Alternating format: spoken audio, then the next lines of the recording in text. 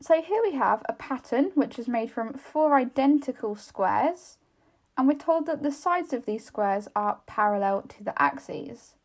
And we can see that in the diagram below.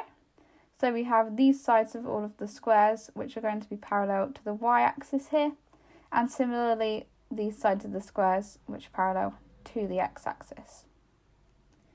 If we then go on, we're told that point A has coordinates 6, 7, and we can see point A here on the diagram. It's in the bottom left corner of the bottom left square of the diagram. And we then have point B, which is at 38, 36, which is at the top right corner of the top right square of this diagram. So these 2 points are the furthest away they could possibly be on this diagram. They're on opposite corners of the pattern, on as far away as they can be while touching the squares. We're then told that point C is marked on the diagram, and we're asked to work out its coordinates. So point C is here in the centre of the diagram. Now initially here, I'm thinking we're working with these 4 squares, which are all identical, and we can work out the distance between points A and B, and we could use this to figure out the side length of these squares, because we're going to need to know the side length to work out where C is in comparison to the coordinates of A and B. So we could either do this by looking at the x-axis or at the y-axis, but here I'm going to take the x-axis as my example. So I want to work out the side length of a square.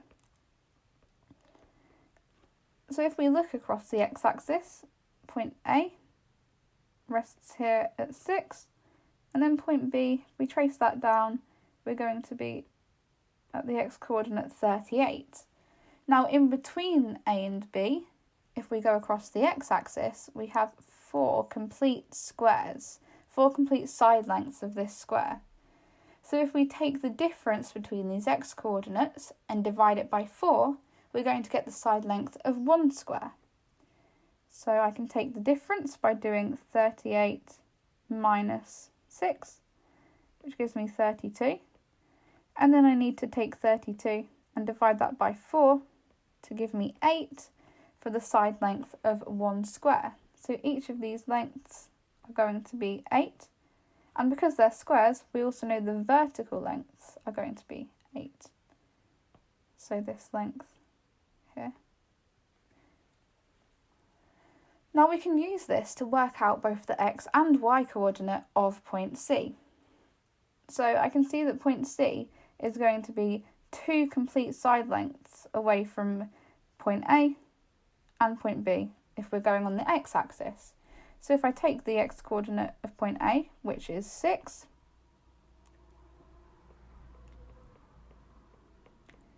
I can then work with this. So I'll take the 6, and I now need to add on 2 lots of 8 in order to go across the x-axis to get to the point C, to find C's x-coordinate.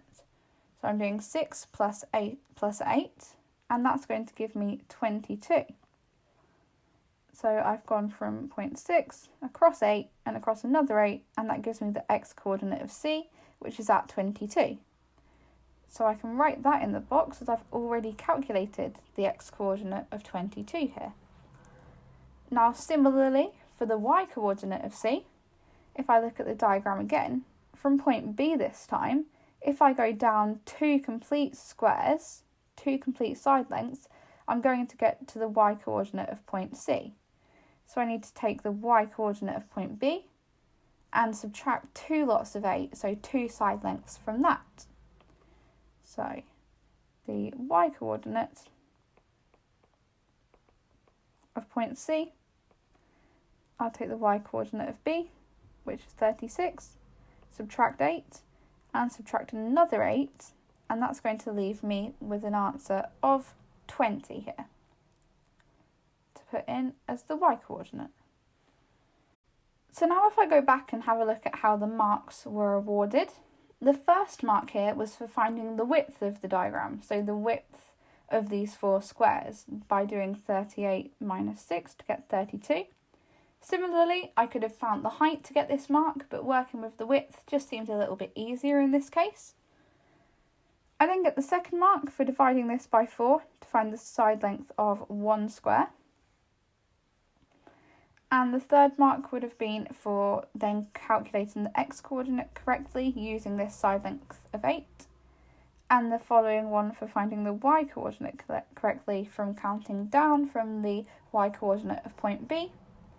And then the final of the fifth of the 5 marks is going to be for the final correct answer given in the box as 2220 for the coordinates of C.